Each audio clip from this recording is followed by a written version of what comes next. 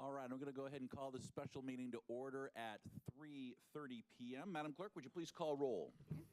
Councilmember Dynas. Here. Councilmember Diedrich. Here.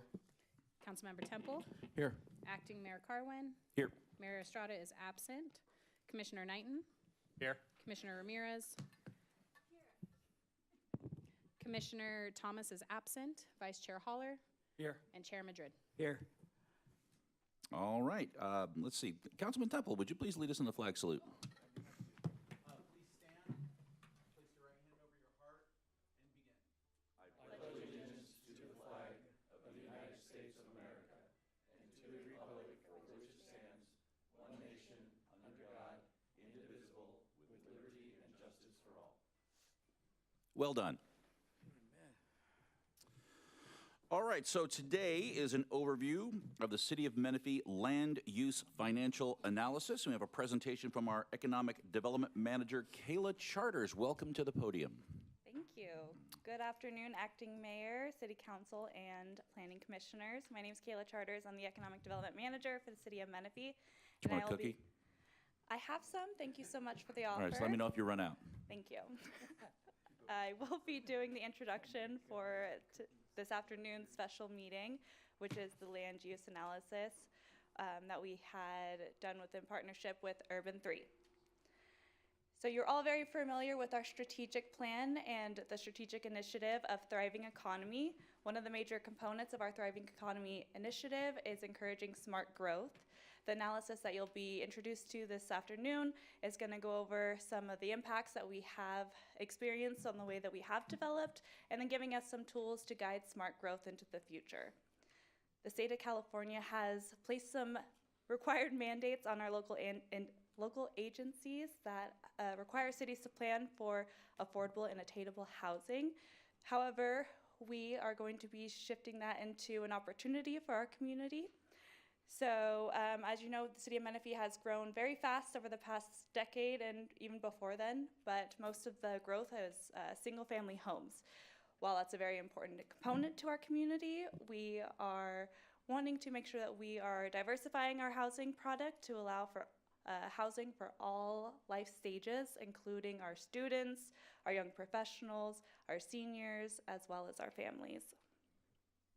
Our residents often express the desire to have those unique restaurants, those unique retailers, and those entertainment options. Often those businesses rely on concentrations of people, so keeping that in mind as we move forward and the way that we are developing into the future, as well as housing for our students that are wanting to live and work in the there of a community. And economic development can take many different forms, and here in Menifee, we're really trying to rethink economic development. And we're really trying to bring the focus back to the people, the experience, and the community. And that can be achieved through many different ways, but one of the ways it could be achieved is through purposeful land use and intentional designs within a community. We're really trying to create a destination where people want to live, want to work, want to shop, and want to gather. We're really trying to create a destination and a community that is connected, vibrant, and has mobility. Overall, we're trying to focus on valuing the remaining land that we do have so that we are able to attract those businesses and amenities that our residents have been asking for, as well as have the ability to maintain our city services and ultimately enhance our city services that we provide for our residents so that we can ultimately increase the quality of life for our residents. Today we're going to go over and learn more about valuing our land, or the remaining land that we do have, as not just land to be developed, but creating a special place where our residents can enhance their lifestyle and create a special place to be. This analysis was performed in partnership with our consultant Urban 3, who are land value economic experts. They have a lot of experience doing this across the country, but regionally they have some experience working with Redlands and Rancho Cucamonga. And I'm going to be introducing Joe Menifee. He's going to be guiding you through the analysis today. So with that, I'll turn it over to Joe.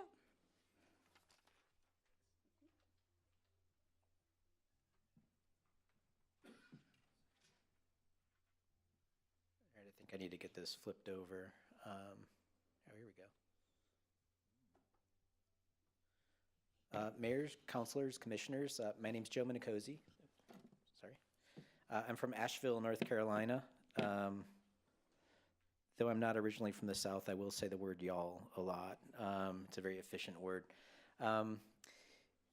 We do economic models all over the country. This is an economic model in the background there of Auckland, New Zealand.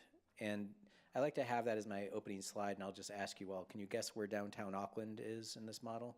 And it's that big purple thing shooting up. What we try to do is find a way to visualize information so you can see the economics from a productivity standpoint. But before I go further, I want to take a huge step backward.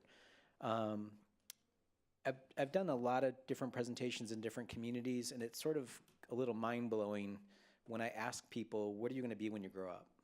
Like, what's Menifee's future? What city do you have in your mind that you're learning from, that you have as your DNA going forward? So if you want to see my DNA when I started, this is when I had hair, and I was 3 months old. My mom actually put a barrette in my hair, which is kind of embarrassing, but that's me and my future. I'm going to be Papa, whether I like it or not, right? So you all have relatives. You have elders that you look at, or more importantly, again, when I had hair, and that's my father. So I'm going to be my dad, whether I like it or not. There's things that I can't change in that path that I want to change, but I can't because of my DNA. I'm Italian. You'll see me use my hands a lot when I talk. But my family has a genetic predisposition to heart disease. So I know that's baked in my DNA. Every Menifee man has had that. So it's just something I have to be cautious about. So who's Menifee's grandmother or grandfather? Which city do you have in your head that you want to be or you want to avoid? Is Rancho Cucamonga a good model, or is it a bad model? Who's had that heart attack that you've seen you can see in your future? So it's, as you do planning, as you think of different communities, just have a model in your mind of what you want to either learn from or avoid. You can do both. So I'm going to give you a lot of nerdy stuff. I just want to put that forward so you have that. Another part of my history is I worked in real estate development in Asheville, North Carolina. Asheville's about the same population. We're actually a little bit smaller than you, but that's my downtown right there in the 1980s. Boarded up, fallow. That's a building from the 1990s, just sitting there. It was built in the 1920s, just derelict. And we had this attitude in my community that we weren't urban, we're rural mountain people. We're not the city of Charleston or Atlanta or Charlotte. We're just Asheville. And we had this bias in our community. I worked for a real estate developer that we went and bought up all of these buildings and started fixing them. Now, we didn't do all of them. We did strategic investments in our community, but it was a $15 million real estate development company that put 75% into fixing buildings and 25% in seeding businesses. So we're mostly about making housing downtown, but we would invest in the bookshop, the restaurants, the nightclub, things to happen in the ground floor so that people would want to live in that environment. And it wasn't about making you all live downtown, but making an opportunity for others to be there. What was kind of fascinating to me is we were constantly finding ourselves talking with our community about why does it matter for you all what we were doing as private sector investors? Well, the reason is we're in it together. You're going to be paying for the streets, the sidewalks, the police services, whatever. We're doing the private sector side of producing taxation, producing buildings that pay taxes, that pay for those services. So there's a relationship we're in it together as a corporation. If you look up the word incorporate in the Oxford American Dictionary, it says to constitute a company, a city, or other organization as a legal corporation. So we're a $15 million investor, but what are you as that corporation, right? So we're producing wealth for you to pay for services, and it's a cycle. We have to work together. So my city at $14 billion of taxable value, if we were to liquidate Asheville, is 7 times the value of Ted Turner. Is Ted Turner just looking at Facebook, or is Ted Turner looking at numbers before they make decisions about CNN or whatever? It's about the numbers, right? Now you want to get feedback in Facebook or what the consumers say, but you want to also start at the baseline. So my city is a finite boundary of land. I don't know if y'all know this about Asheville, but the state made it illegal for the city of Asheville to annex land. We're the only city in North Carolina that's not allowed to annex land, which is super awesome.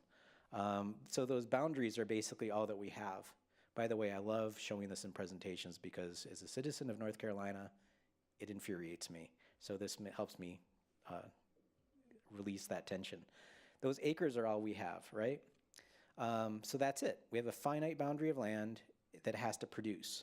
When you talk to farmers, farmers are always talking in units based on their acres. So that's all the farm that they have. So the crop yield per acre is how they measure things. Crop yield, water per acre, labor per acre, it's all done in that acre unit. So this is one of our crops. We did this building, we renovated it.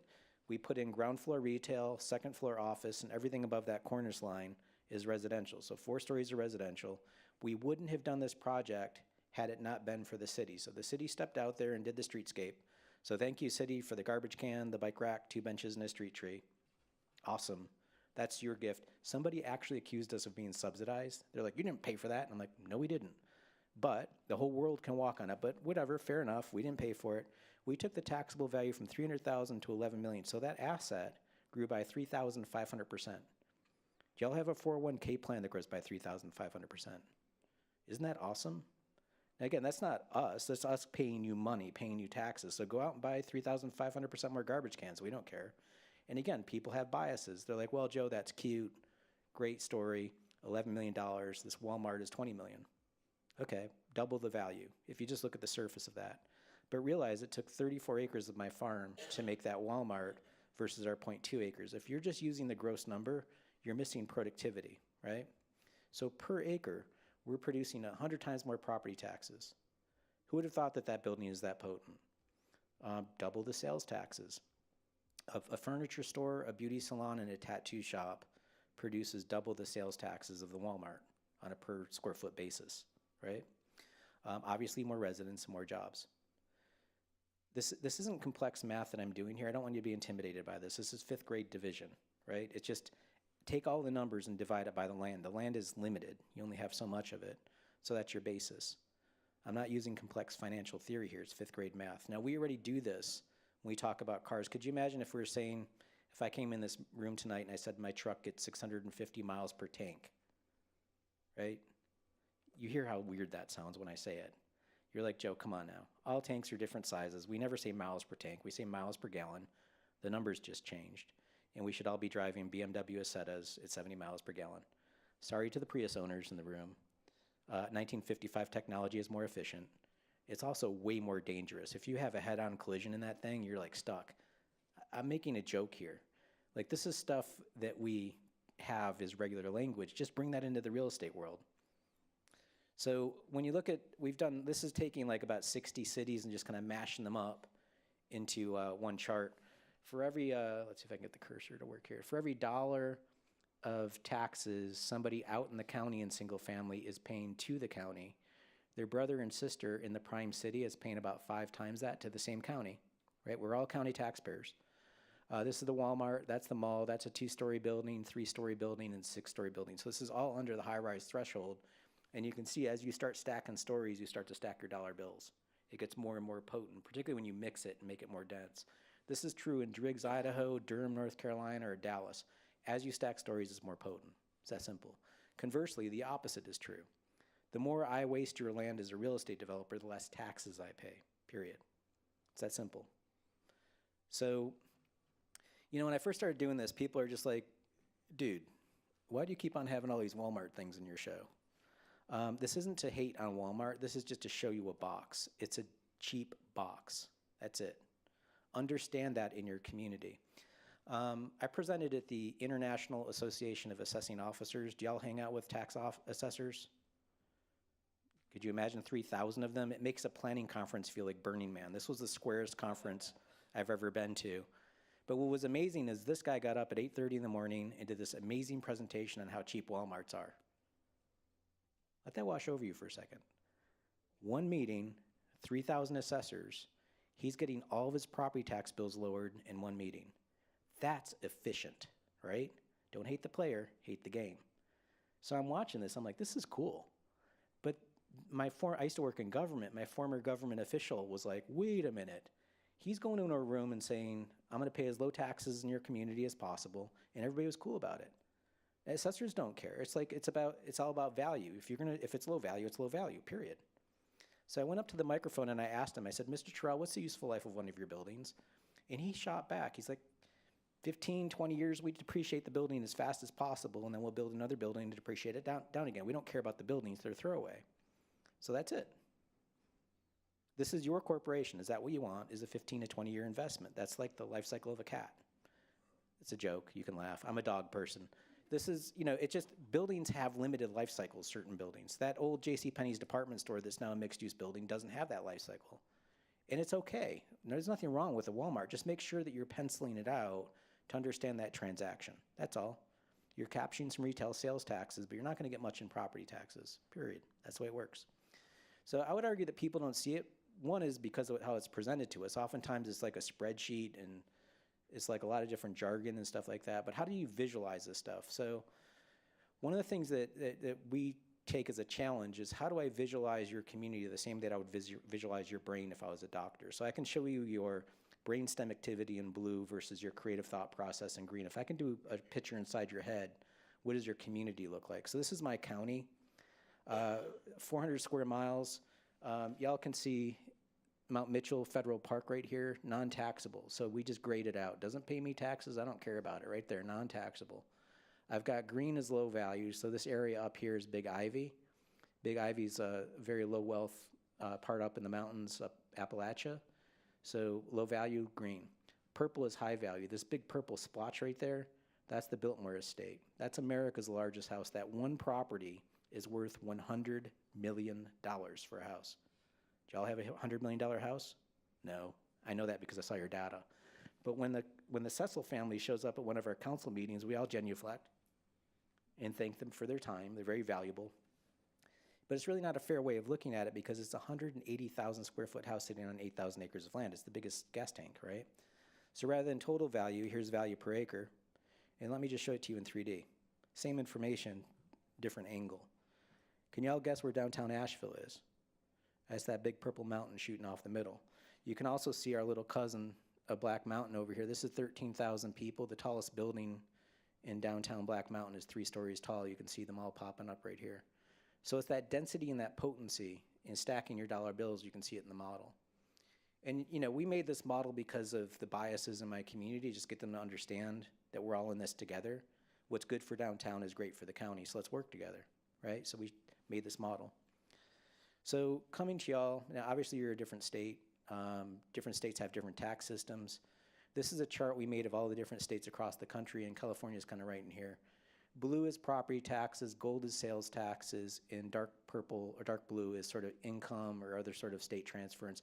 In Ohio, they charge a local income tax to run their cities, which is kind of wild. As you get to the right-hand side of this chart, you're getting into Alabama, Louisiana, Arkansas.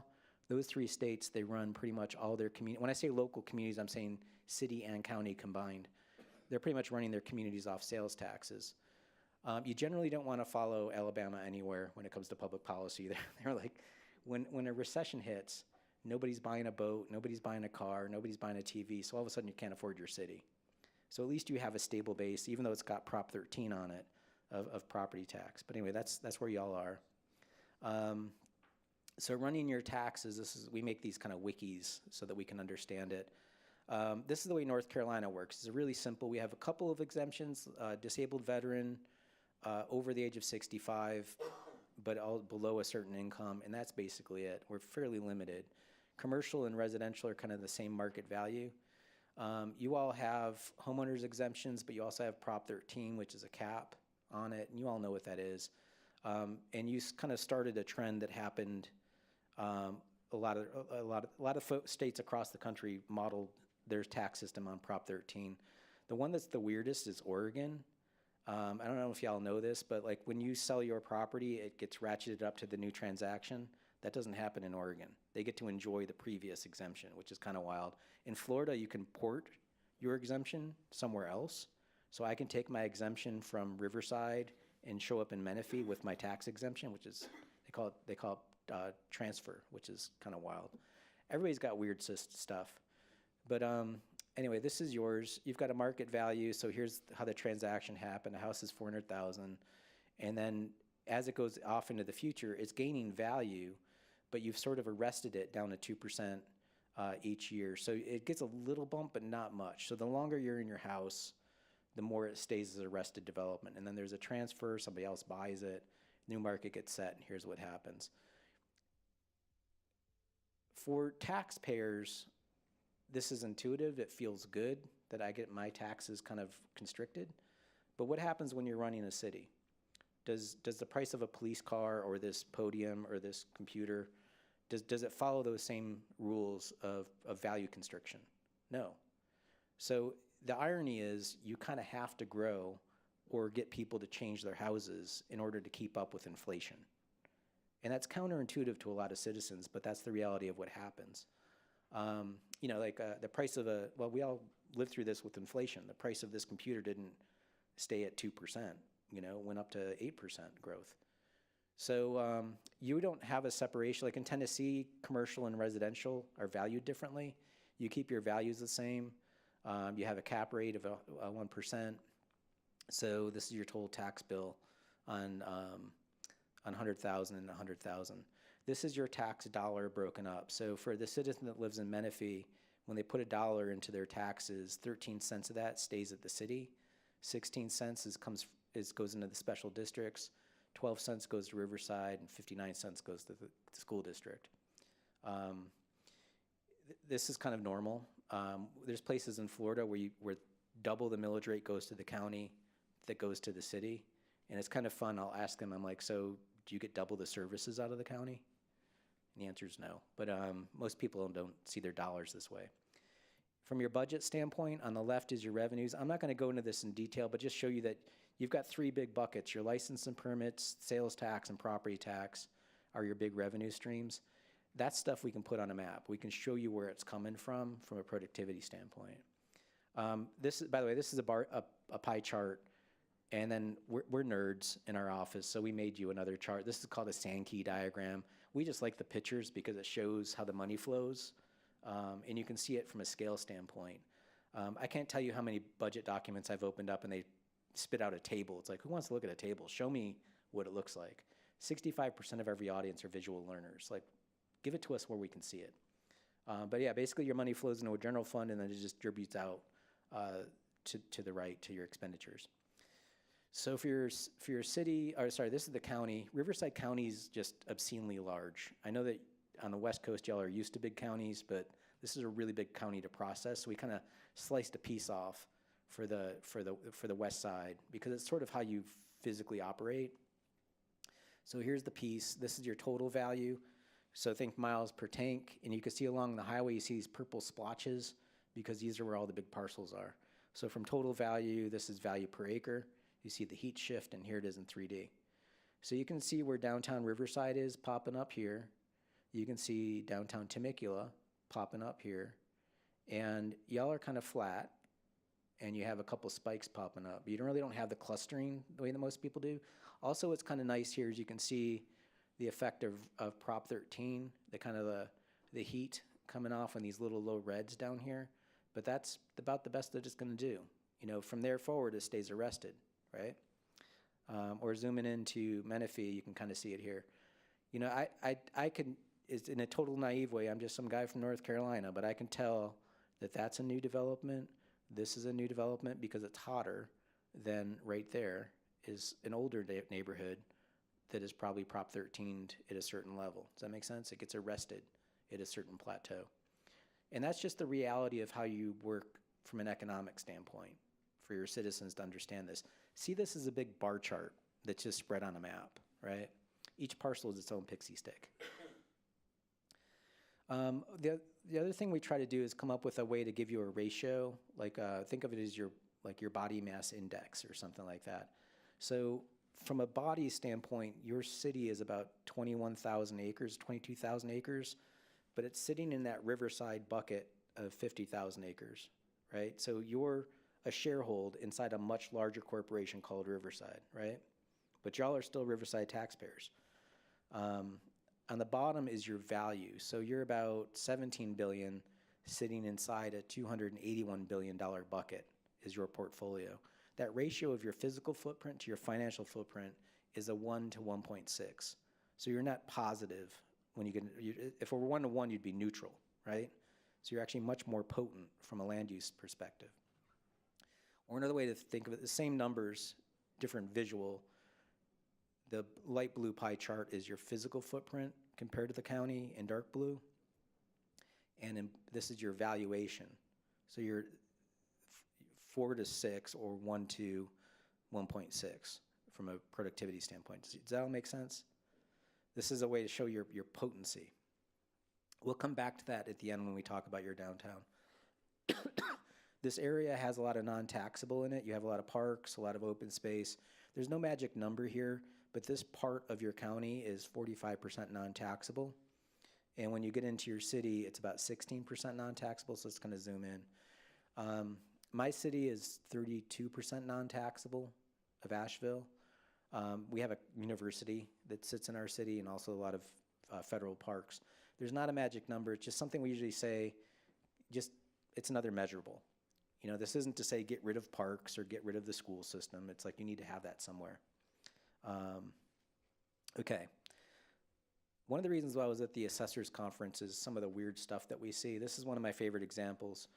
This is Cheyenne, Wyoming, and this is just the land value per acre. So we went into the computer and turned off all the buildings and only showed the land value per acre. If you look under, let's see, here's my cursor. If you look under the label here, see how this neighborhood's all blue? Everybody's the same color. So everybody's dirt is the same value per acre. That is completely normal. When you look over here on the right side of the map, you start to see all these weird little anomalies. Why is this neighborhood so helter-skelter with all the different valuations in it? So this usually tells us there's either policy issues, there's human error, or something. But it gives us the visual to see that we're getting feedback, right? But my favorite thing was this big parcel right here that's blue. So that's the dirt under the mall. It's $15,000 an acre. And so just for fun in the morning, I was like, hey, how is it when you cross the street in the same zoning category, it turns orange, which is 40,000? How does land double in value when you cross the street? Do y'all know this? The tax assessor was sitting in the front row and she just shot her hand up and she just yells out, "You don't understand." And I was like, what am I missing? And she goes, well, this parcel right here has more land. The more land you have, the lower the value. The lower the value is because there's less people that can afford a large tract of land. When you have less people in the marketplace, we have to give it a discount. The mayor starts laughing, and I was like, really? I get a discount when I get more of your limited commodity? Like, does it work that way with other limited commodities like diamonds? Surely there's less people that can afford a large diamond, so they must get cheaper when they get bigger, right? And she goes, well, that's our standard. And I said, well, hold on a second. I've got 3 miles of road around this property. This fellow's only got 250 feet. She goes, well, we don't count the infrastructure as part of our evaluation. That's not something we measure. I said, so you don't care about the cost of your city? She goes, that's not my job. So I talked my way into an assessors conference to present this to them because this doesn't make any sense to me. Their magazine is called Fair and Equitable. I'm not making this up. And when I presented this to them, to their credit, I said, how is this fair and how is it equitable? And they're like, it's not. And I'm like, where did this come from? Who gave you this standard? Did Moses give this to you? Is it on a stone tablet somewhere? By the way, this joke kills them at the assessors conference. And they're like, yeah, we don't know where it came from. You should talk to Larry. I'm not making this up. So I tracked this guy Larry down. I'm wearing the same suit, by the way. And And I'm like, Larry, where'd this come from? And he's like, well, I don't know. Now that you point that out, it's probably something in agriculture that we just never really thought it through this way, but yeah, we need to change it. My head exploded. I was like, seriously? Like, we run government, we don't ask these questions? Now, in defense of government, I never wandered out of the silo of city planning over to go talk to the assessor of the finance department when I worked in government. I just assumed everything worked. But we have to start asking these kinds of questions. So here's your total value, and here's your land value per acre. Why is this one parcel right there so high compared to everything else around it? I don't know. Or what about that one right there? So let these be a visual tool and an analytic device. Just ask questions. This isn't anybody's fault. This is just how our system works, right? Now, some of that could be Prop 13, where it was a new transaction, which will show for you. But when you look in here, you can start to see how the larger parcels are lower value than the things around it. So just use this as a device. Again, this is more to inspire curiosity and ask questions. So land use and typologies, I'm going to go through a bunch of different typologies. We always start with a Walmart. So this is a Walmart that's $22 million of value. It's sitting on 21 acres. So its value per acre is about $1 million. So that's your average Walmart in a community. This is what $1 million an acre looks like. Now, if we say we want to force it to have more parking, this is where policy comes in. If you start requiring more parking, you're not getting much value off that improvement. So it's actually going to bring your value down. The more land I consume with not a big improvement on it, I pay lower taxes per unit, right? Or conversely, if we say, let's do it on less square footage of land and subtract off a parking lot, it's going to get more potent. That's the basic theory of land development, is understand that you basically make me do more surface parking, I'm going to pay lower taxes. So here's the Walmart in Corona. Y'all don't have one yet here, but this is about 1.7 million. And again, everybody's got a Walmart. This is the one in your county. We're going to use it as a control subject on the bottom of every slide going forward, so you can see it in comparison to other land uses. You have different kinds of housing. There's low density, single family stuff, gentle density, medium density, and then there's the high density stuff. The stuff in the middle, a lot of people don't have. It's called missing middle, but townhouses, fourplexes, things like that are in. You find these in older communities. There's plenty up in Riverside, and we'll show some examples in your community. But we're going to use the simple price tags of these. So here's your average single family in Riverside. Goes anywhere from $300,000 an acre to about $4 million an acre. Obviously, these are all influenced by Prop 13 in different ways, but that's the general kind of performance of that range. This whole community here is $3 million an acre when you look at everybody, but they're different inside them. If we just pull out a block here, you can see how these are all pretty much the same houses. They're all built at the same time, but they're completely different value per acres based on their birth date of when they transacted. So you can see the one that was transacted in 1998 is at 2.5 million versus the one that was transacted in 2022 is way up here, almost at more than double the value of this one, right? So this is just something that your Prop 13 is going to do to you in your community, or this is a different way of stacking them based on age from the oldest transaction to the newest transactions over here. So we just did that because this is just giving you a graphic to explain to your taxpayers this is what you have, and this is statewide. You all have this. Apartments, we got these fourplexes on the top left that start at 8 million, so about, let's call it 7 times the potency of single family. This is kind of wild, this little duplex right here. This is what would be called missing middle right there. That's about 9 million an acre, and then this little fourplex at 14 million an acre. This stuff is a residential scale. It fits in a residential neighborhood, but it's ridiculously potent. And then you get into the bigger stuff, 13 million to 26 million. 18 million up here. And what's kind of wild is, check this out. This building here is shorter than that building, and it's more potent. So height doesn't necessarily connote potency. It's the density. So here's, in your model, you've got a couple properties here that are popping in. These are doing great. Next year, tax rolls are going to be super potent. But something like Boulders is coming in at 3.4 million an acre for a 3-story building, or 3.5. And the Avena apartments are at 7.4 for something that's actually about the same size, a little bit smaller. So again, this is the potency that you all are achieving. You have these models in your community. So just kind of average them up. These are the value comparisons on average across the whole data set for Menifee. And then when you go for the county, you're actually outperforming the county. So let's kind of go back. So look at single family, 1.1 million countywide, or count this portion of the county, and and for the city it's 1.7. So we'll have this whole thing as a PDF for you so you can look at it. I know them flying through a bunch of charts.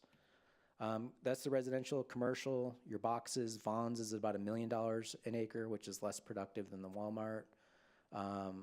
You get to these little downtown buildings in San Jacinto at about $4 million an acre for a one-story building. And you can see that Market Street building at Riverside is double that at $8 million, again, for a one-story building.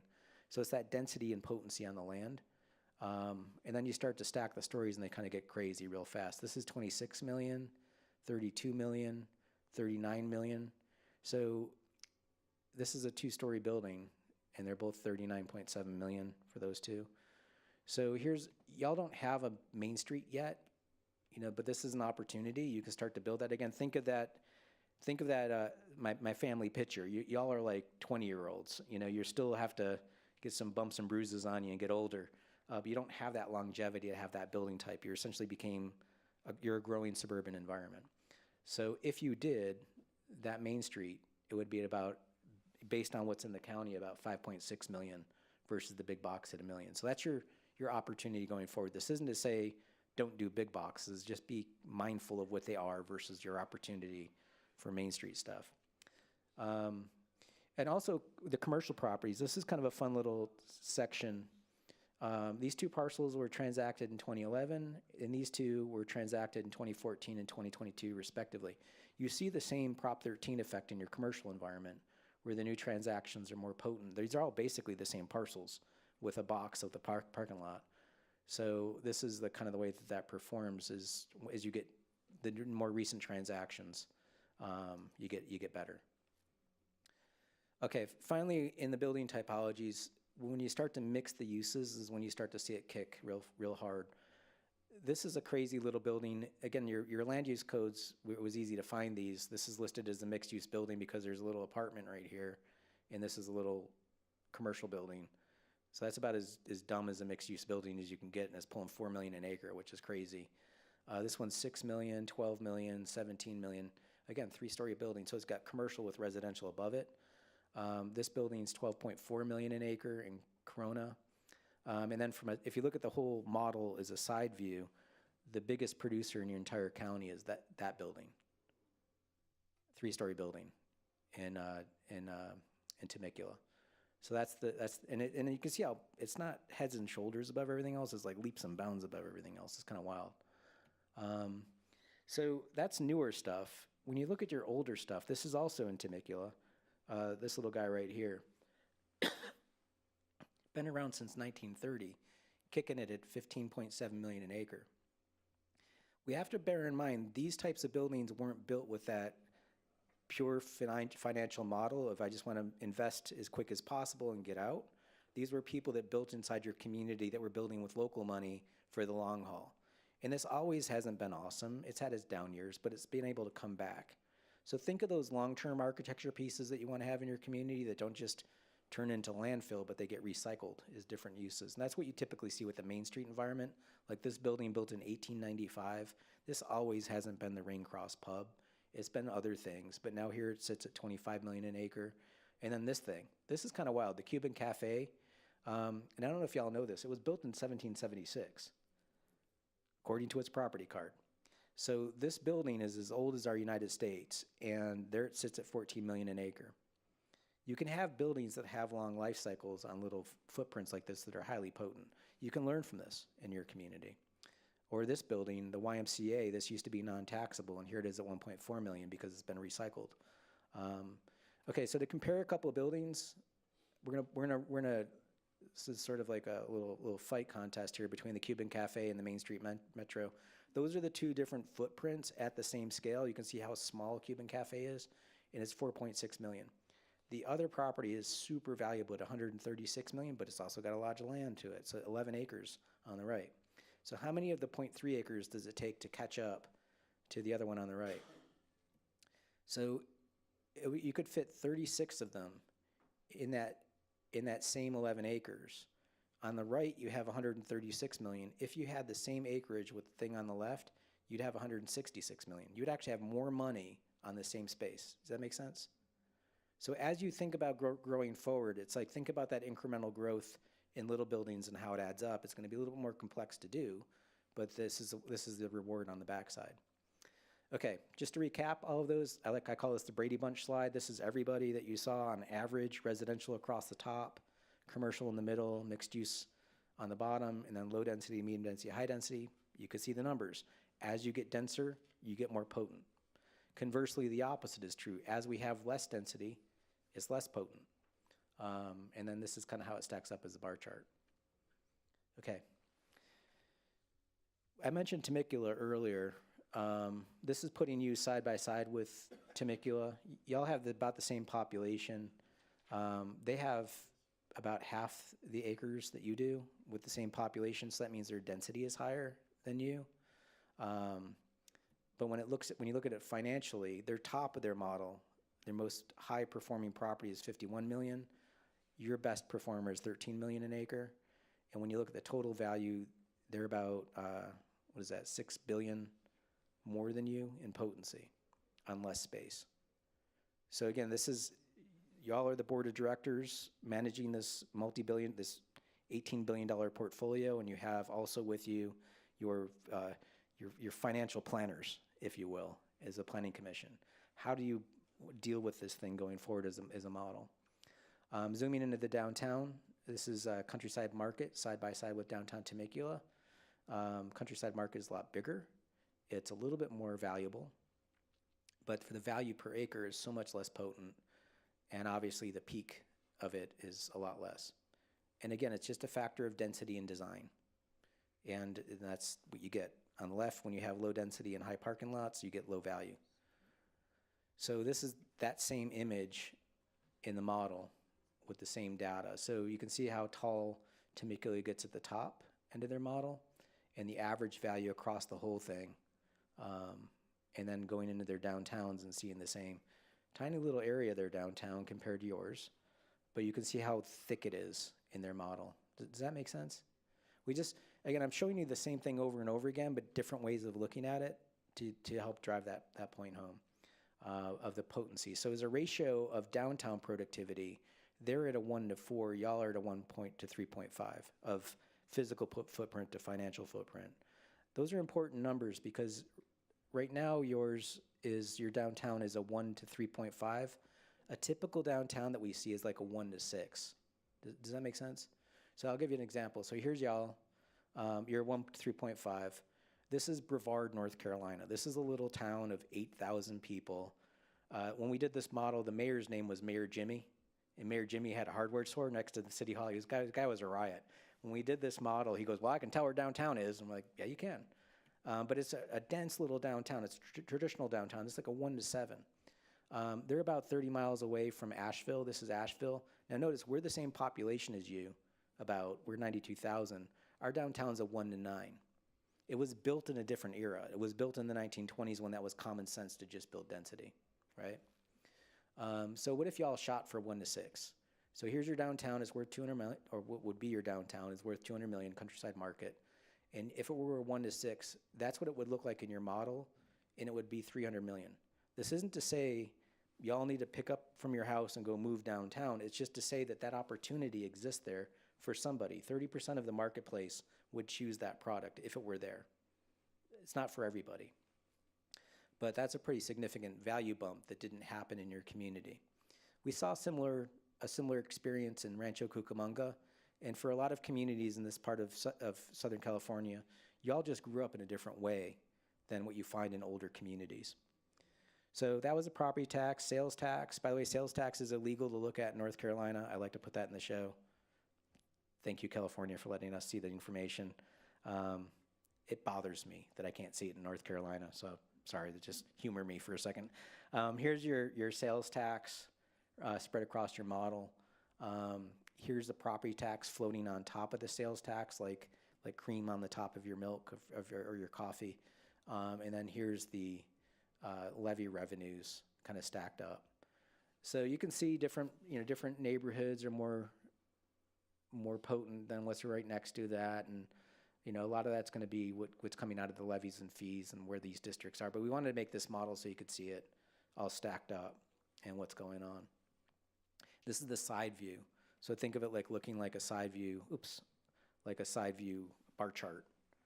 And you can see how much more certain areas are over than others. And you're going to see that with when the Costco comes in, you're going to see that Costco's crush it in sales taxes, which is why you do that. But you're not going to get much property taxes out of it. So that's the trade-off. But you're also keeping from leaking that to other communities by making it happen here. So you all know this already, but this is everything, all the taxes, total taxes per acre as a model. And that's the most productive one at $55,000 an acre.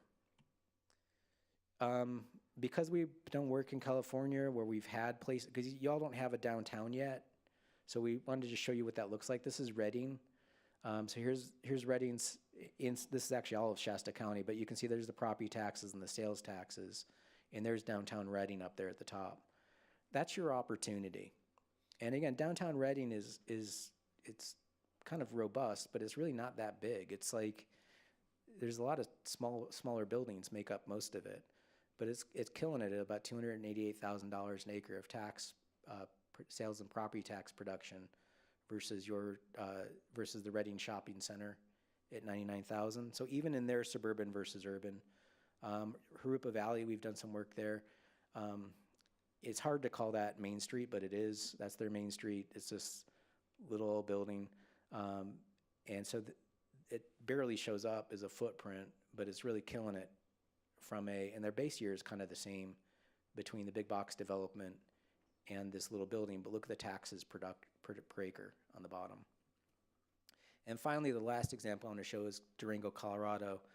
In Colorado, the counties get most of the property taxes, the cities get most of the sales taxes. This is the property tax production. And it was fun to present this there because when the county commissioners were there, I said, look, you should be tripping over yourself to help downtown. How many kids are in downtown going to school? Yet you're getting all of this property tax. So do more of that. Help the downtown out. And in defense of the county commissioners, they're rarely in a meeting to talk about downtown. So you're in it together. Whatever you do in Menifee is going to help Riverside. So bring them along on this. You're going to be helping them. Here's the jobs per acre. Oh, by the way, this is all the retail stuff is over here. The Walmart, the mall, all of that's kind of in this little dog leg down here. This is the sales tax production. So downtown's still killing it in sales tax, property tax. We had a couple of businesses open their books for us. So these two guys are a riot. This is Peter Schertz, who has the bookstore, and Tim Callahan owns the coffee shop. So they gave us their books. Here's Peter and Tim, or Tim Wheeler, sorry, and we're allowed to show them when they share them with us. We're not allowed to show them unless they do that. But on the right is the coffee shop. Walmart, we just used their numbers from their annual report. So here's the property taxes. So who would have thought that these two little shops, 15 times the productivity in property tax? 4 times the productivity in sales tax? And a heck of a lot more jobs.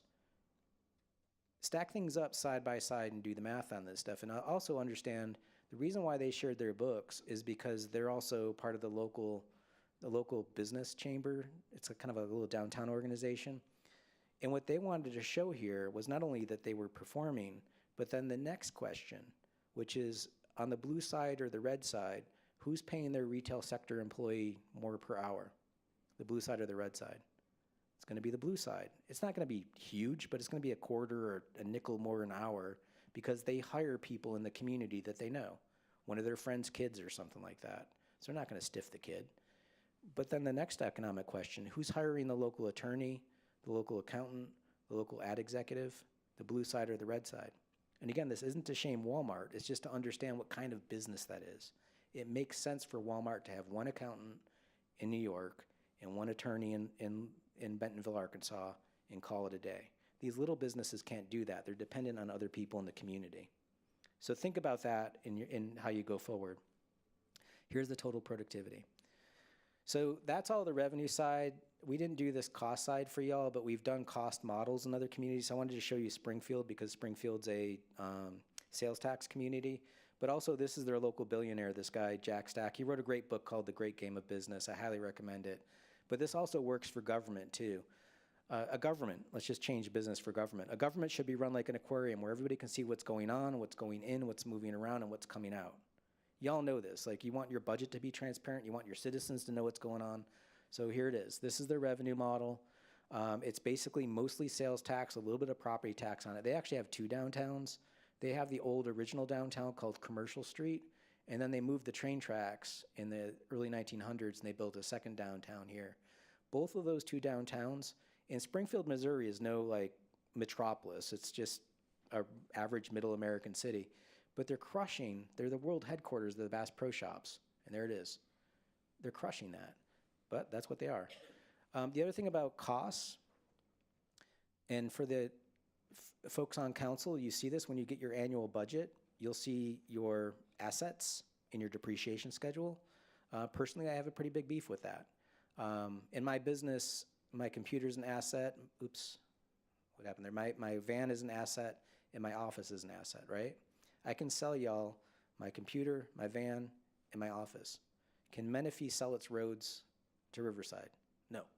So it's not an asset, it's a liability. So you got to look at it differently financially. So these are all their roads when they built them in Springfield. And you can see they built a lot of roads in the 1960s, but let's focus on the 1970s for a second. Those roads have a useful life. You're going to do a chip and seal or some sort of like maintenance every 10 years, but every 50 years you're going to be doing a replacement. So that's a reconstruction. These are all the first wave of reconstructions. Then they're going to have a second wave, and then you're going to have a third wave. So they don't get cheaper over time. So think about y'all are dealing with roads that were built in the 1980s now, and that's going to be something going forward. The more roads you add, just be mindful of that long-term consequence. So they're sitting right here right now, and it's kind of expensive for them, but it's not going to get that much cheaper. So roads last forever. This is a joke, by the way, but roads last forever. Just think of them that way. Pipes, too. So this is their money sitting on top of their costs, and then this is the side view of if it was floating in a lake, and you can see the revenue of what people pay there versus what it costs for them to live where they live, and then this is the net position. So this is you think of this as a $36 billion corporation, and this is their balance sheet or their P&L. So 20% of the city is covering the remaining 80% that's in subsidy. Now, when you have a mostly sales tax community, residential is just not going to cover its costs. It's going to be going to the sales tax producers out there. That's going to be covering the cost of the residential. And this isn't to fault the citizens because this is state policy on how you set up your tax system. But they need to be aware of what you're struggling with to balance the books. Okay. I hope this hasn't been too nerdy. What do you do going forward? Look for examples around your community. We've given you some. Just replicate them. Temecula is a good model. It's not far away. They've got new investments that they've done. Think about having a Purple Mountain somewhere or a couple in your community. Obviously, again, there's other examples that you can look at and how they got there. Again, here's a Temecula example. All of those are contingent about making place.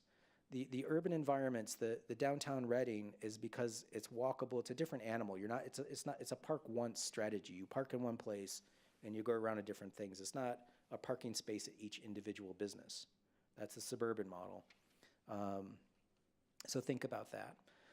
Small buildings, that Cuban Cafe is a killer. You know, it's like little buildings like that. Is it easy for me to build that in your community? Or do you have like a minimum lot size that makes it illegal for me to do it? Are you going to require me to build a parking lot next to it? Like, what are you doing to help or hinder that type of development? Just ask those questions.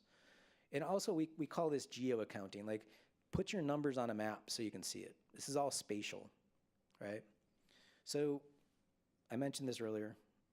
Y'all are at $18 billion revenue model. You've got cost that's sitting on, but this is your revenue side. This is your value, $18 billion.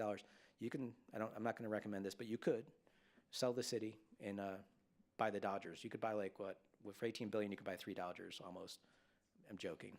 You know, so I'm just using this as a metaphor because this is what y'all are doing, right? You're responsible for this thing. Or you could, sell yourself and buy Shohei Ohtani at $700. His contract's ridiculous, but you could buy about 26 of him. It's a joke. I'm trying to help you kind of understand and contextualize. It's a very valuable city you've got here. So I mentioned this as geo-accounting.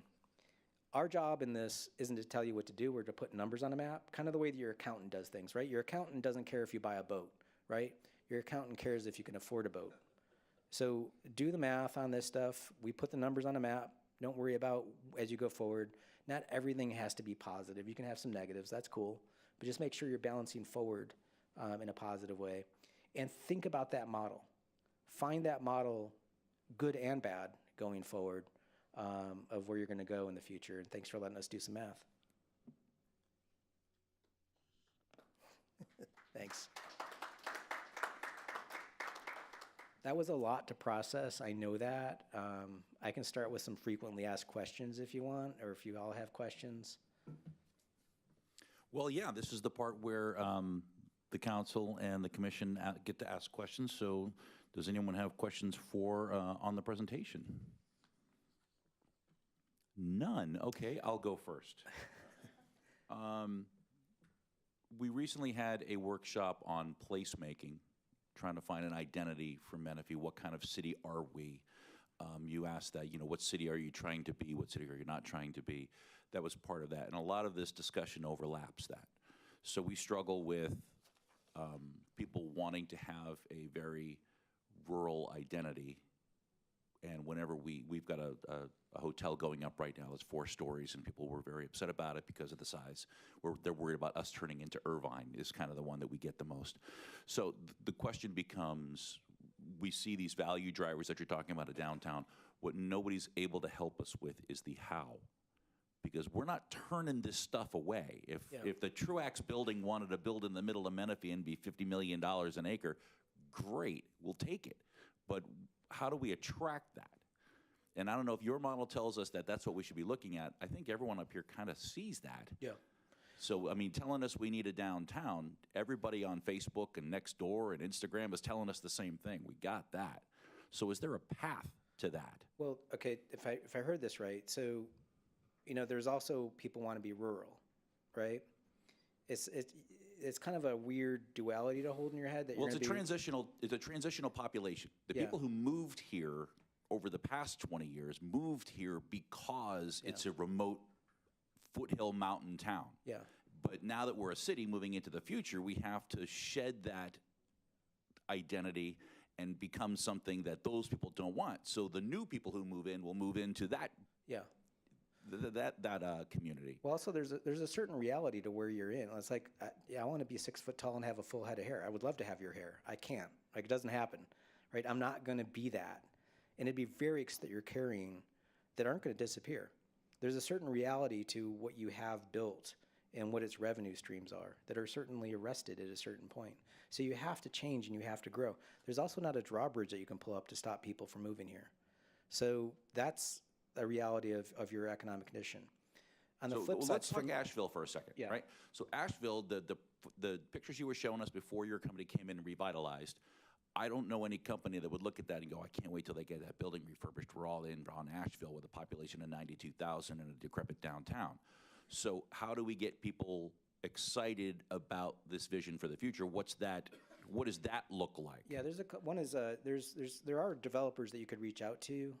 One of the largest ones is the Urban Land Institute. You can find developers that this is what they do. They like mixed-use buildings. But to force a developer that hasn't done this before to change their business model isn't going to work. That's just not how they operate. So I do strip malls. This is all I do. It's like, well, thank you very much. We've got plenty of those. Or you can change your policies to have like I'm trying to think of a way to say this, like a 2-drink minimum, if you will. Like, what's our minimum of what we want in our community? When I was a zoning administrator in West Palm Beach, Florida, we had a 2-story minimum on Main Street. So come on in downtown, but you've got to start at 2 stories. That's our least building scale that we want for our downtown. And the reason why we adopted that is we didn't want to have like a drive-through McDonald's on Main Street. So we set a standard of this is the lowest we'll go, 2 stories. And that helped our downtown thicken up. But that was a really easy zoning document. So it's you want to allow and facilitate better growth. Is it easy for me to do a mixed-use building? Or is it hard? Do you have a minimum lot size where I can't do a small building? I don't know. So I'm not as, I didn't, zoning wasn't part of our scope, but those are part of your conversations to have. Yeah, and so along with that, I know that I think there was a picture of the boulders in here. Yeah. Our new development, and that's the first property in Menifee that's got a parking garage. It's a 2-story parking garage. It's the very first one. And I'm just curious what you're finding is the resistance from people against parking garages, because everything you're showing us, all that parking, if that went I know Temecula, you've used that as an example a bunch of times. When they were building out their downtown, they built a parking garage in the middle of downtown. And so people could park there and not take up retail space. Yeah. So why is there such a resistance to that? People get, it's because they see the price tag. We're gonna, look, that's a $4 million, particularly if you participate from a public standpoint.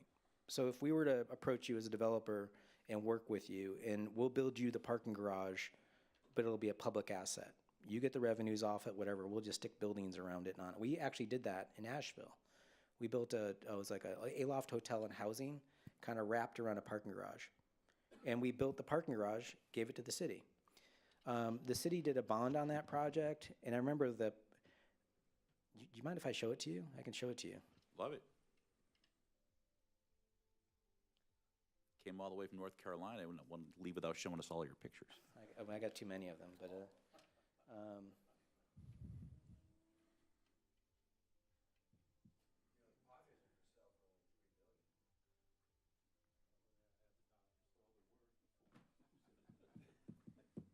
okay, this is going to be a little bit of Schadenfreude. And it's also, I did this at the State of the Downtown address in 2019. So this is a building that we built. This is the surface parking lot and the Hot Dog King. So we bought the Hot Dog King. We owned the surface parking lot. Nothing to write home about. It was a dump. But we got approached by a hotel developer that wanted to buy it from us. And my boss was like, no, we're not going to sell our land. We'll work with you. And we're going to build, you do your hotel on the top. We'll build the parking garage and put this for the city. And we're going to do housing on the backside and do this like kind of like a stirrup that sat over the parking garage right there, right? So when we were coming up with the document, my boss is an attorney, and it was like this like 80-page condo document with the city. I'm like, no one's going to read that. Make it easy. So this is the cartoon I made of the condo document. So green is the city's fee simple. They have an easement under our building. We have fee simple here, public interest projects or PIP. Orange is us, blue is the hotel developer, and we're essentially wrapping taxes around a non-taxable thing. To show you that not everything is love and roses in Asheville, this is how we got treated in the independent magazine that we started in our community. So we got bit by our own people, and they treated us like we're some sort of boss hog with one of our politicians' patent is on that. It was just annoying that they did this to us. One of my friends is a city planner, and she goes, God, Joe, that's great. It only took 4 years to get the contract signed. And I was like, Sasha, that was to sign the contract.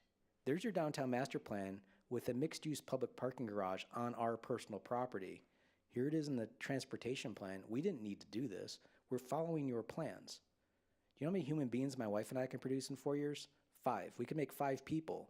And that's how long it took to sign a contract to do what you wanted. But we did it.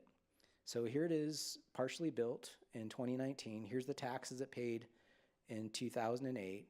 Here's the taxes it paid in 2018. So that's a 3,000% growth in taxes. When I showed this to my boss, he was like, you always do pictures. Do it in a picture. I was like, all right, here's 11,500 next to 300,000. So that's a pretty good gain. Now, we could have taken our dollar and dumped it into downtown real estate, and over that same window of building the project, we could have made $1.70 off our dollar, or we could have put our money in NASDAQ. But that's not how we operate. We wanted our community to gain wealth. We're going to do fine. We want you to do better. Here's what the community got out of it in taxes. That's a really good growth. When we're in it together, working together, we can grow our wealth together. But it's going to be complicated. I had one city councilor telling me that we're not going to have cars in the future. And I was like, are you aware that we're a tourist town? Like, no one's got a catapult shooting people from Atlanta to Asheville. They're driving up here. We need a place to put them in their cars. Sorry. But we're going to capture them when they park. They're going to go to all of our restaurants. We have 150 restaurants downtown on top of our 40 breweries. And we're the same size as y'all. So, okay, that's where it was in 2018. I've updated the numbers. Here it is now in 2024. So this was a 20-year bond. It paid off the bond in year 8. So the city's making straight gravy from year 9 to 20. Now the difference is we have a lot of density already, so it's easier for us to charge for parking and do all of those things. We didn't start that way. But the city actually, to their credit, they did start in the 80s by building parking structures and parking infrastructure around the downtown because they saw the long game. When I have a car that's driving around, how is it we make that social infrastructure? A street is public. It's free for everybody, right? But as soon as the car stops, it's somebody else's problem. It's infrastructure. So if people are going to freak out about building a parking structure, understand that you can actually build wealth with it. This is how we built wealth with our parking structure. But do it in less than 4 years, please. Did you I don't know if this was part of your review, but in looking at Menifee as a case study, did you look at our zoning currently as it compares to that? Because I'd like to know if we have anything that we need to change from that standpoint. No, sir, but I don't know if, is Howard, are you looking at it, or I don't know if Brian has. That wasn't part of our scope. We typically don't dwell in zoning stuff like that. Okay, I appreciate that. Council members, do we have any questions? I don't have questions. I guess part of the thing is that, we compared to Temecula and all these other cities, they're much older. They had existing, historic buildings and everything. So, it's going to be a little bit of a big haul to get to where a lot of these other cities are. But at least today we've shown what some futuristic planning and, taking into consideration going up instead of out will bring us. So I think that if nothing else, that opened our eyes to that. So I appreciate that. But it's kind of common sense, which is, now that you present it, it goes, yeah, that makes sense. We should have known that all along. But so I think the real work though now is to saying, how do we take this and start making it, a reality? I think hopefully that would be the next step. I look over at staff and on that. But yeah, and also counselors, I appreciate that. Thank you. And we're doing the work in Orange County, Florida, and we're doing one of those red-black models where you show the costs and the revenues. And they're like, well, we can't. And you all know this. Not every project is going to be net positive. And it's like, no, that's okay. It's like this isn't about just squeezing every dollar out of the place. It's understanding you're running a social corporation. You're going to have trade-offs. You're going to have parks. Don't make money. But parks make the neighborhoods livable, right? City Hall is a public service. This is your board of directors meeting, if you will. So these are things that are trade-offs. Affordable housing. It's just, you want to just make sure just treat it like you're counting your balls and strikes. It's like, we're going to keep score at the end of the year. We just have to make sure that everything total is moving in the positive direction. But there's going to be some balls along the way for the strikes that you get. Does that make sense? Commissioner Knighton? Yeah, maybe this is more of a question for staff. A lot of the pictures that were shown, Reading, the other cities over there, they were showing properties with extreme property taxes in the millions for 900 square foot properties. Is this gonna redo our zoning? Because I don't see any 900 square foot properties in Menifee in the commercial areas where we can have a Bob law office, where he can own the property or someone else can own the property, and he's paying rent or he's paying a mortgage on that property and paying $3.1 million an acre, even though he doesn't own an acre. But is that a future idea? And if so, how are you going to get the developers to take their 40 acres they own and then subdivide it into 200 spaces? That's a good question. I think one of the things that we need to highlight is that we need to think a little bit different how we zone and how we land use and how we encourage development in the future. Right now, it doesn't exist. Remember, our general plan is 17 years old, and for most accounts, it's probably 20 years old. So there are things that we might have to look in our zoning and general plan to be able to change the modeling to encourage, some of those development standards that would allow for more density, greater density. But we are, as you know, starting with the Innovation District. And these are some of the things that we're going to be introducing in the Innovation District to try to entice some of that higher density that's going to yield greater ability for returns, right? So that we can generate revenue to augment our quality of life. So we're going to start to shift that way, but we wanted to make sure that the council understood and the commission understood the importance of seeing the importance of the land use decisions that we're making today, and the idea that current development standards today are restrictive in terms of generating revenue because parking standards, because of setbacks, because of height limitations. But if we begin to shift the way we do things a little bit different over time, I'm not saying this is going to happen tomorrow or next year, but over time, we're going to be looking at a different picture in terms of development opportunity and revenue generation opportunities too. What I was trying to say is, and you brought up the Innovation District, great. I see a building, multi-level building, maybe 10 retail spots on the ground floor. Are those retail spots to equal the $13 million per acre? Are they going to be divvied up? There's a different owner on each one, and then a different owner on the second floor for additional commercial, different owner on the top floors for residential. Or is it just going to be one 3-acre property with a building on it? Yeah, I think it all depends on how it's proposed and if it's broken up later on. But I think the point here that they're trying to drive is that density creates a greater opportunity to condense the building and to require less infrastructure. How it's divvied up is probably going to be up to the individual investor or developer in the future, how they split that up. I don't know if you have examples of how they've used it in Nashville. Yeah, you could. Well, I mean, to be honest with you, when we started that building, the hotel developer that we were working with wanted to do just the lobby on the ground floor. And we're just like, are you crazy? We have all this pedestrian traffic, but they weren't used to doing an urban building. So, but we had leverage because we owned the land. I think that's going to be the hardest part, is that where do you have leverage and where do you not? So if you're doing a parking structure or something like that, and you're willing to participate with the developer, you can start to negotiate, here's some things that we want, or where you have land, where you have something where you can, but where you don't have leverage, it's harder to, because of property rights and other issues, it's harder to do that. Now, you could do zoning where you require certain space sizes or things like that. But it's going to depend. You're dealing with a large area of redevelopment that you're talking about.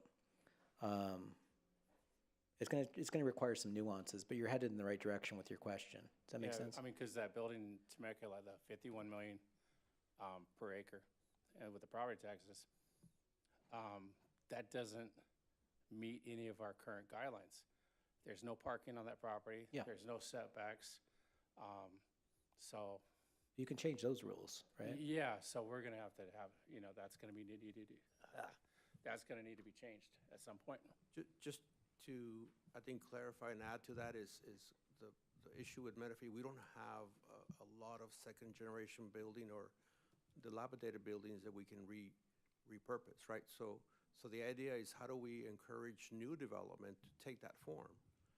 With the case with the Truex building, the reason why they don't have any parking is because they made a deal with the city across the street because they have a parking structure.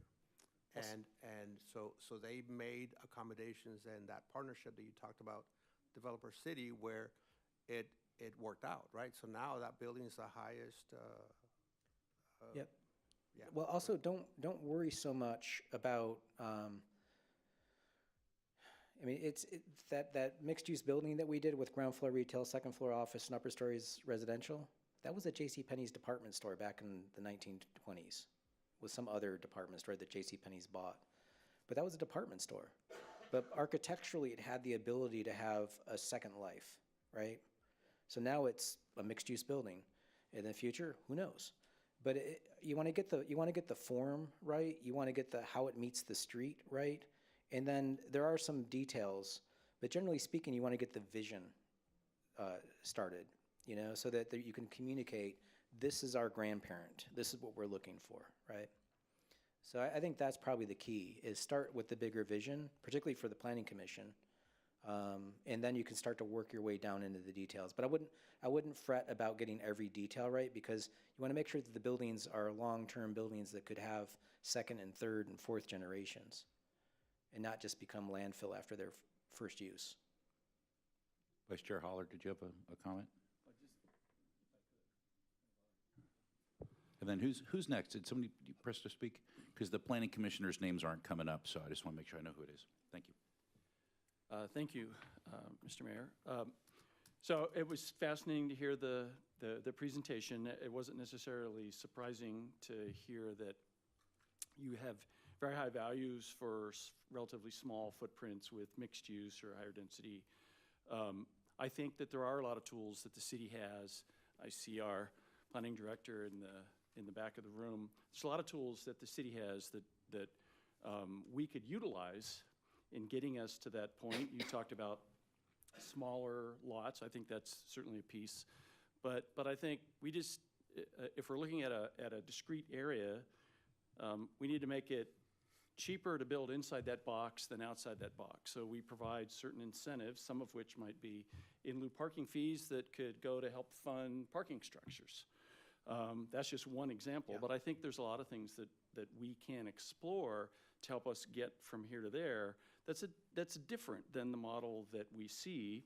Certainly that's not going to be the case all throughout Menifee, but to have some discrete areas that are built that way, I think is a direction that could be very beneficial for the city as a whole. And so I appreciate the presentation from that regard, and I would say to Orlando, we need to get busy. Commissioner Ramirez? Hello, thank you so much, Jeff, for the presentation. Okay, so I understand that parking limitations would increase land value, smaller footprint. Could that also help preserve rural areas in our city? And then also, how are we going to explain this to the constituents who have, you know, concerns over density? Is that to me or to Armando? Let me take a stab at this, because I think this is going to cause a fundamental change, right, on how we view development in the future. I think we talked a lot about generating revenue, and I don't want it to be about the city wants to get rich, right? Because that's not the purpose. The purpose is to be able to make sure that we build a sustainable community that's able to pay for all those things that we're going to need to pay for, like streets, right? And we talked Pickleball about courts.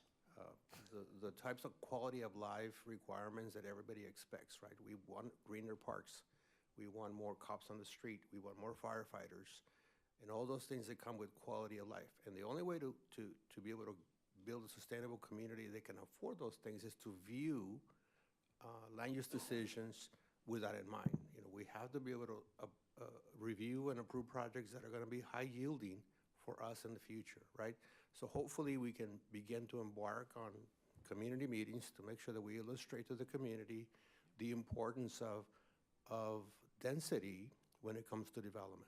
Because right now, you know, we see comments on Facebook, and every time somebody sees a project come forward, a condo project or an apartment, everybody turns their back against it, and they don't understand the value that it creates for the city for the sole purpose of creating quality of life. And I hope you can bring that I think there's a slide that shows the Arteza apartments. Yeah. So you can illustrate the difference and the tenfold impact that project created on property tax revenue generation. So can you show that, Joe? You know, while he's looking for that, the other part of it is our residents come to us with this wish list. Why don't we have X, Y, Z? Well, this is why, because we don't have enough people. If you've got a business, you go, great, I've got nobody around and there's no density. Why would I open a business there? So the density and the economic benefits kind of go hand in hand. That's why it's nice to have these mixed-use buildings where you can show, look, you're going to have a built-in audience for your business right here, and then as we build it in, so, you know, people say, why don't we have Trader Joe's? Well, Trader Joe's is a very specific demographic metric. How do we maintain rural level density while having high-end level businesses? They don't go together, so there has to be a meeting in the middle. Yeah, I've got the image up if we can get it. And also, it's like, yeah, there's the Artesia. You know, some of this is a. I'll be honest with you. When I first started doing this stuff, I had a binder in my office that was titled Tax Literacy because I was ignorant about how taxes operated, and I had to like figure it out. And I think that like governments have gotten so complex that we talk. Either the folks that are in government talk at a high level of proficiency, but it's in our own little silos. When I was a zoning administrator, I mean, I used to go home for the holidays and just torture my poor mother, taking her out to the suburbs of my hometown that's actually losing population, and we're still suburbanizing. And I talked to my mom, and I cringed thinking about what I would do to her. And she would just look at me and go, "What do you want for dinner?" And I was like, "Can't you see what's happening?" I couldn't communicate. But this is a very sophisticated analysis of Prop 13 and all of your taxes to show you how it operates. And I didn't tell you that. I'm just like, here's a bar chart. Let the information communicate. You know, so citizens need to understand that, like, you want a pickleball court. Awesome. $40,000 a year. That's what it costs us to have that for us. Where's that coming from? You know, there's a great colonial barb that we used to say as colonists. Don't tax me, don't tax thee, tax the fella behind the tree. We're a country of tax evaders. What happened when we got our T's taxed? We threw a hissy fit over it. We started a revolution. That's as American as apple pie. That's cool. But when you have a community where somebody's got a road, you got to pay for it. Where you have a police officer, somebody's got to pay for that. You need to make that work. So we need to have that understanding of how that works. So this is hopefully helps that literacy. Vice Chair Holler, you had another comment? Thank you. That was actually a great segue. I don't remember, Mr. Mayor, whether it was you or the speaker that talked about a lot of the individuals that have lived in Menifee for a while. They have a desire for Menifee to maintain a rural character. And certainly I appreciate that. And there needs to be those areas in the community. But I would also want to point out that municipal services don't come with a rural community, because you have to pay for all of those municipal services, the police, fire, and everything that goes with it, maintenance of roads and so on. And so somewhere in there is a way to create a balance. I think this gives us a little bit of a roadmap, but I think it's always a good reminder, and I liked your slide of the dollar bill, and I would encourage the city to talk about that more. I think people are surprised when you look at every dollar property taxes that they pay, and I believe the example here in Menifee was 13 cents. In other cities, it's even less. Yeah. I know from previous experience. So I think that's an important distinction, because 13 cents out of every dollar doesn't go a long way. Yeah. Also, to the point about rural character, there's a certain level of property rights that are already embedded in folks' properties. It's like you can want it to be open space forever, but the reality of there's property rights embedded in that land that property owner has legal rights to. Now, if you want to keep that rural forever, could you develop a transference of development rights program where you allow that density to go somewhere else? Then people are going to freak out that we don't want density over here. It's like you have to be realistic about this. So rural character is fine, but you've got to know that trade-off. What was the other question? Sorry, it's escaped me now. It'll come back. Sorry. Why don't you go ahead, Commissioner Knighton? Thanks, Mayor. It was just touched, the Artesa apartments. We're upside down on our regular development on the services we provide. is going to go back to, sorry, Joe. We're upside down on police, infrastructure, fire, all the services we provide. Is Artisa in the black? So I'm not sure that I understand the question. The single-family residence, Audie Murphy Ranch, it has a price on it right now. You can calculate the 1,200 homes over there. You know you're getting a certain amount of property tax revenue. If you calculate what that infrastructure takes to maintain, police, water, fire, all that, that can come up with a number. We are upside down. We're spending more on the Audie Murphy Ranch. I don't think we view it that way, but I think if you think about it in the, over the next 10 years, we will be upside down because infrastructure ages in place, right? So we property tax revenue will inevitably not keep we'll pace. have to go out there and replace some of those streets, and that's one of the reasons why we're trying to do something about it today, is so that we can generate those revenues, so that we have the funds to be able to keep up. But just like a model that he showed earlier today, there are going to be some parts of the city that are going to be subsidizing the rest of the city. It's just the way the revenues work in cities. Yeah, and we didn't do the cost, but think of it this way, if I have a mile of pipe and I put 2 people on it, that mile of pipe is divided by 2 people. If I have a mile of pipe and put 200 people, it's going to be a bigger pipe. Yeah. But it's going to be so many more people, and the width of the pipe is only going to go up about an inch or 2. Digging the trench an inch wider is a whole lot cheaper than digging it 200 times longer. Or multiple. Yeah, so this is the thing, this is the trade-off, is that infrastructure costs what it is. Now, there was a point made earlier about roads. We did a project in Lancaster, California, and one of our recommendations is let some roads revert to dirt.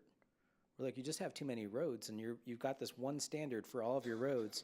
For the folks that want to live out in the middle of nowhere with their pickup truck, go for it.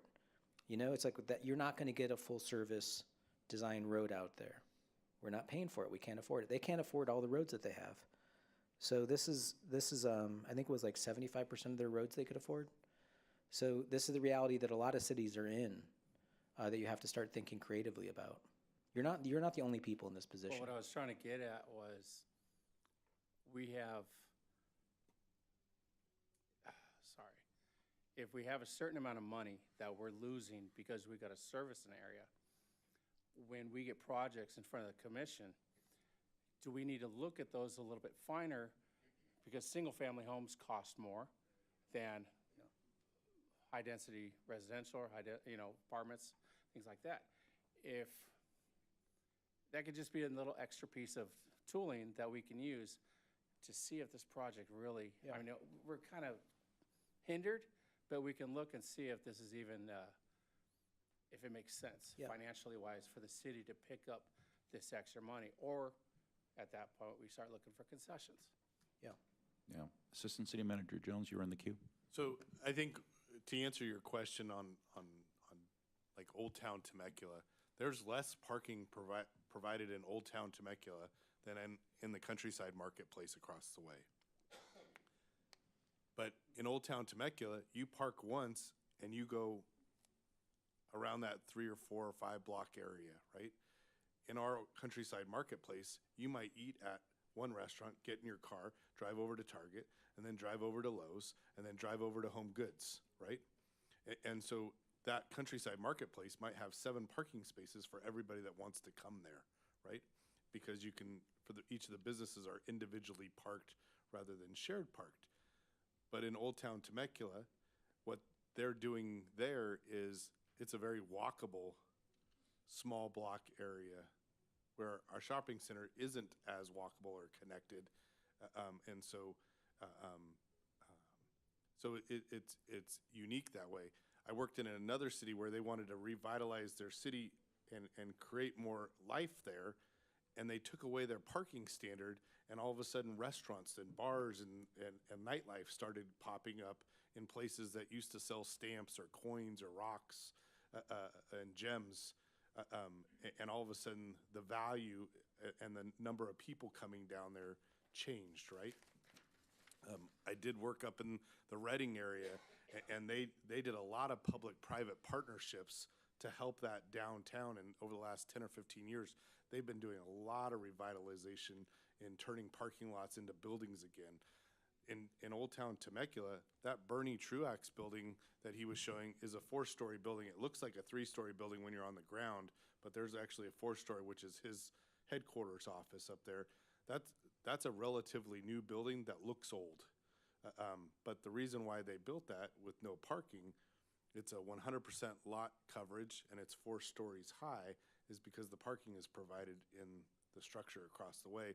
And so they changed how they look at parking. They said, wait, we have 800 parking spaces in that garage and we have all this surface street parking in town, and how do we work and blend that stuff, right? And so there's a lot of great ways. And then, we can still have rural places in our city. We can still have suburban neighborhoods in our city, and we can also have urban places in our city. One of the challenges that we're seeing as a city is the average age to buy a new home is 40 years old in California.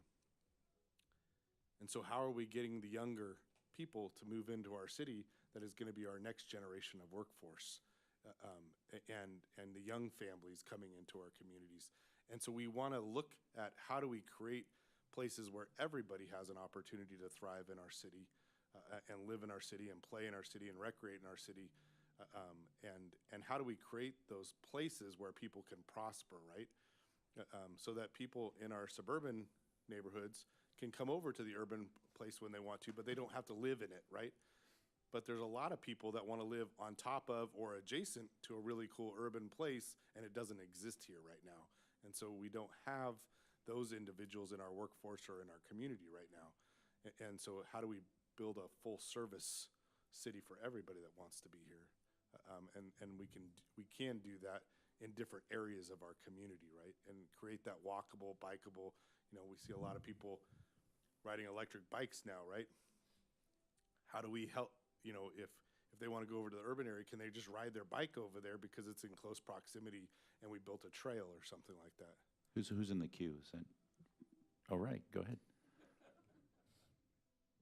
I really appreciate you sharing that, and also sharing that, community meetings will be held, because I really do think education needs to be involved. So that way the community has the buy-in. I think that's super important, because I think there might be misconceptions about what density means and what that looks like.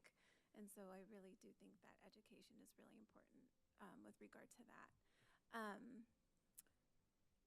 I think there's a great opportunity to create the third spaces and to have places where, like you said, multiple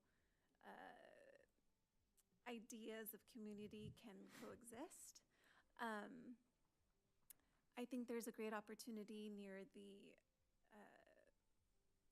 San Jacinto College, where a mixed-use development could be there, because we have students there, we have faculty there, and then we have the Vino apartments there.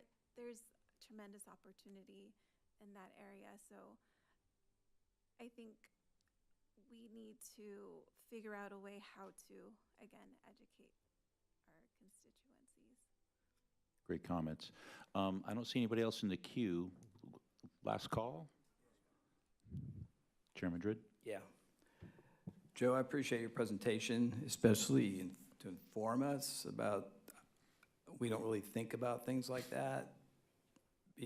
But, and like Tammy says, we're very traffic conscious, our community, and density equals traffic, more people. But this is innovative, and we're an innovative city. And I appreciate it, but I want to add. That was last year's State of the City theme. That's what I'm going. And I want to remind everyone, we're doing pretty good as a city. We got a strong budget, as you showed. And the services, like you say, Michael, they're being attended to now. But we are having to look ahead, and I'm looking forward to us communicating with staff and city council and planning commission and the community. So thank you, Joe. Thanks, I appreciate it. Well, thank you all for having us do this model. We do appreciate it. All right, great presentation. Looks like we've exhausted all the questions. Yep. Thank you very much. And with that, our meeting is adjourned at 5:03. And there's no closed session tonight for council, so we'll be back at 6.